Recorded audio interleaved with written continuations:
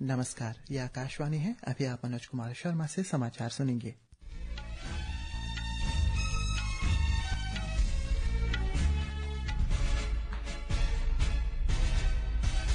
पहले मुख्य समाचार। जम्मू कश्मीर विधानसभा चुनाव के पहले चरण में 24 सीटों के लिए मतदान जारी। दोपहर 1 बजे तक 41.17% हुआ मतदान। राष्ट्रपति द्रौपदी मुर्मू ने कहा, देश के सांस्कृतिक और आर्थिक विकास के लिए शोध एवं विकास के क्षेत्र में महिलाओं की अधिक भागीदारी आवश्यक। दिल्ली की अदालत ने पूर्व रेल मंत्री लालू प्रसाद यादव को जमीन के बदले नौकरी घोटाले से जुड़े धन शोधन मामले में समन जारी किया। मौसम विभाग ने आज मध्य प्रदेश, उत्तर प्रदेश, राजस्थान और उत्तर पूर्व के अलग अलग हिस्सों में तेज बारिश का पूर्वानुमान व्यक्त किया। और चीन के चांगजू में चाइना ओपन बैडमिंटन टूर्नामेंट में महिला सिंगल्स के पहले दौर में मालविका बंसोड़ ने दुनिया के 7वें नंबर की खिलाड़ी ग्रेगोरिया दुंजू को हराया। अब समाचार विस्तार से। जम्मू कश्मीर विधानसभा चुनाव के पहले चरण में चेनाब घाटी के डोडा, किश्तवाड़ और रामबन जिलों में मतदान जारी है। इन जिलों में 7,14,000 मतदान 64 उम्मीदवारों के भाग्य का फैसला करेंगे। दिन में 1 बजे तक 41.17% मतदान की खबर है। चेनाब घाटी के अलावा दक्षिण कश्मीर के 4 जिलों अनंतनाग, पुलवामा, कुलगाम और शोपियां की 16 विधानसभा सीटों पर भी पहले चरण में वोट डाले जा रहे हैं।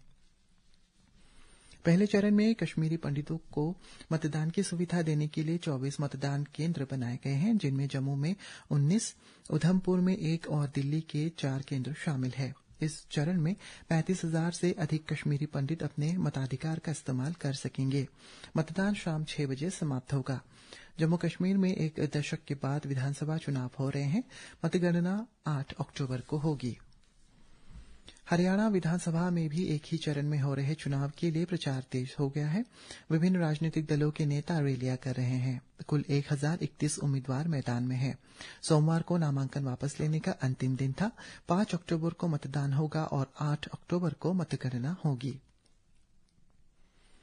राष्ट्रपति द्रौपदी मुर्मू ने कहा है कि अनुसंधान और विकास के क्षेत्र में महिलाओं की अधिकतम भागीदारी न केवल देश की सांस्कृतिक तथा आर्थिक उन्नति के लिए महत्वपूर्ण है, बल्कि महिलाओं की जीवन गुणवत्ता में सुधार लाने के लिए भी आवश्यक है। वे आज जयपुर के मालवीय राष्ट्रीय प्रौद्योगिकी संस्थान में आयोजित 18वें दीक्षांत समारोह को संबोधित कर रही थी। उन्होंने कहा है कि यदि महिलाओं को समान अवसर मिलेंगे तो वे अधिक उत्कृष्टता हासिल कर सकती हैं। राष्ट्रपति ने कहा है कि विद्यार्थियों की महत्वाकांक्षाएं राष्ट्र के अनुरूप होनी चाहिए और उन्हें समाज तथा राष्ट्र के विकास का मार्ग प्रशस्त करना चाहिए। राष्ट्रपति ने विद्यार्थियों को स्वर्ण पदक प्रदान किए और संस्थान के नए अरावली छात्रावास का वर्चुअल माध्यम से उद्घाटन भी किया। दिल्ली की एक अदालत ने पूर्व रेल मंत्री लालू प्रसाद, उनके बेटे और बिहार के पूर्व मुख्यमंत्री तेजस्वी यादव तथा अन्य लोगों को जमीन के बदले नौकरी घोटाले से जुड़े धन शोधन मामले में समन जारी किया है। दिल्ली की राउज एवेन्यू अदालत ने इस मामले में लालू प्रसाद के बड़े बेटे तेज प्रताप यादव को भी समन जारी किया। विशेष न्यायाधीश विशाल गोगने ने आरोपियों को 7 अक्टूबर तक अदालत में हाजिर होने के निर्देश दिए हैं। आरोपियों के खिलाफ दायर पूरक आरोप पत्र का संज्ञान लेने के बाद अदालत ने यह आदेश दिया। केंद्रीय संसदीय कार्य मंत्री किरेन रिजिजू ने कहा है कि वक्फ संशोधन विधेयक 2024 मुस्लिम समुदाय के कल्याण के लिए लाया गया है। आकाशवाणी समाचार से बातचीत में श्री रिजिजू ने कहा कि इस विधेयक के माध्यम से सरकार सुनिश्चित करेगी कि वक्फ संपत्तियों का वैज्ञानिक और पारदर्शी तरीके से पूरी जवाबदेही के साथ प्रबंधन किया जा सके। पर्यावरण, वन और जलवायु परिवर्तन केंद्रीय मंत्री भूपेंद्र यादव ने कहा है कि विकसित तथा सशक्त समाज के लिए सतत विकास की ओर बढ़ने का समय आ चुका है। वे आज गांधीनगर की नवीकरणीय ऊर्जा निवेश सम्मेलन में भारत के नेट जीरो लक्ष्य पर आयोजित सत्र को संबोधित कर रहे थे। श्री यादव ने कहा है कि भारत पेरिस में निर्धारित जलवायु लक्ष्यों को 9 साल पहले ही हासिल करने वाला एकमात्र G20 देश है। 3 दिवसीय वैश्विक नवीकरणीय ऊर्जा निवेश सम्मेलन और एक्सपो आज समाप्त होगा। केंद्र में मोदी सरकार ने तीसरी बार सत्ता में आने के बाद अपने पहले 100 दिन पूरे कर लिए हैं। इस दौरान सरकार ने बुनियादी ढांचे, किसानों, मध्यम वर्ग, महिलाओं और युवाओं पर ध्यान केंद्रित करते हुए 15 लाख करोड़ रुपए की कई परियोजनाएं शुरू की है। सरकार द्वारा कनेक्टिविटी तथा विकास को बढ़ावा देने के उद्देश्य से विभिन्न परियोजनाओं को स्वीकृति देने के साथ ही देश भर में बुनियादी ढांचे में उल्लेखनीय वृद्धि दर्ज की गई है। सरकार ने पिछले 100 दिनों में मणिपुर में शांति और सामान्य स्थिति की बहाली के लिए अनेक कदम उठाए हैं। गृह मंत्री के सूत्रों ने बताया है कि केंद्रीय रिजर्व पुलिस बल सीआरपीएफ की 2 बटालियन और केंद्रीय पुलिस बलों के 200 कंपनियां मणिपुर में तैनात की गई है। यह भी बताया गया है कि केंद्रीय गृह मंत्री अमित शाह मणिपुर की सुरक्षा स्थिति की नियमित समीक्षा कर रहे हैं और आवश्यक कार्रवाई सुनिश्चित की जा रही है। प्रधानमंत्री नरेंद्र मोदी इस महीने की 21 से 23 तारीख तक अमेरिका की यात्रा पर रहेंगे। वे वॉशिंगटन में डेलावेयर में 21 सितंबर को क्वाड नेताओं के चौथे शिखर सम्मेलन में हिस्सा लेंगे। केंद्रीय माध्यमिक शिक्षा बोर्ड सीबीएसई की वर्ष 2025 की बोर्ड परीक्षाओं में भाग लेने वाले 9वीं और 11वीं कक्षा के छात्रों का पंजीकरण आज से आरंभ हो गया है। सीबीएसई की अधिसूचना के अनुरूप पंजीकरण की अंतिम तिथि 16 अक्टूबर होगी।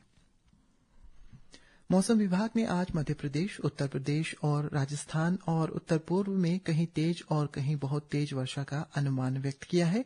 हरियाणा, चंडीगढ़, नागालैंड, मणिपुर, मिजोरम, त्रिपुरा और अंडमान निकोबार द्वीप समूह में कुछ स्थानों पर मूसलाधार वर्षा हो सकती है।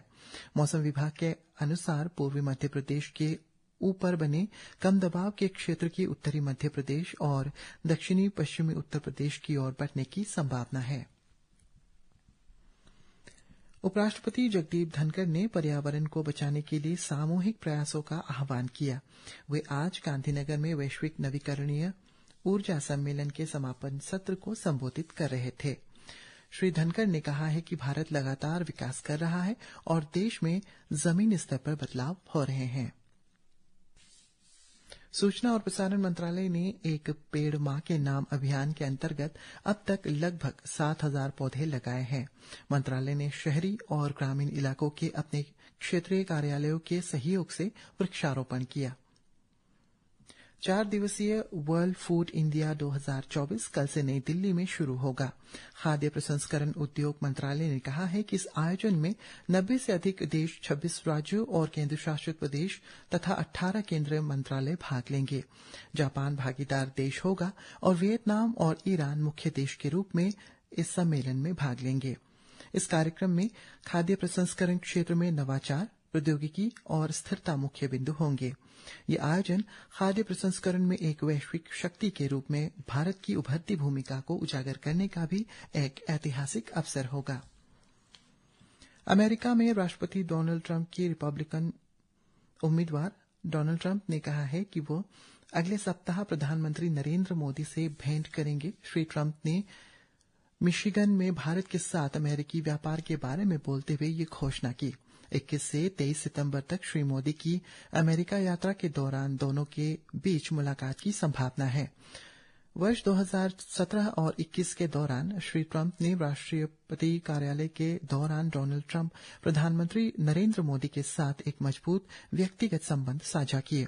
उनके संबंधों ने अमेरिका भारत संबंधों को विशेष रूप से रक्षा और रणनीतिक सहयोग में मजबूत किया। उनकी मजबूत साझेदारी से क्वाड जैसी पहल के माध्यम से गहरे सुरक्षा सहयोग को प्रोत्साहन मिला। और भारतीय शटलर मालविका बंसोड़ ने आज चीन के चांगजू में चाइना ओपन बैडमिंटन टूर्नामेंट में महिला सिंगल्स के पहले दौर में पेरिस ओलंपिक की कांस्य पदक विजेता ग्रेगोरिया तुंजुंग को हरा दिया है। मालविका ने 5वीं वरीयता प्राप्त इंडोनेशियाई खिलाड़ी को सीधे सेटों में 26-24, 21-19 से मात दी। और समाचारों को समाप्त करने से पहले आइए डालते हैं नजर मुख्य समाचारों पर। जम्मू कश्मीर विधानसभा चुनाव के पहले चरण में 24 सीटों के लिए मतदान जारी। राष्ट्रपति द्रौपदी मुर्मू ने कहा, देश के सांस्कृतिक और आर्थिक विकास के लिए शोध एवं विकास के क्षेत्र में महिलाओं की अधिक भागीदारी आवश्यक। दिल्ली की अदालत ने पूर्व रेल मंत्री लालू प्रसाद यादव को जमीन के बदले नौकरी घोटाले से जुड़े धनशोधन मामले में समन जारी किया। मौसम विभाग ने आज मध्य प्रदेश, उत्तर प्रदेश, राजस्थान और उत्तर पूर्व के अलग अलग हिस्सों में तेज बारिश का पूर्वानुमान किया। और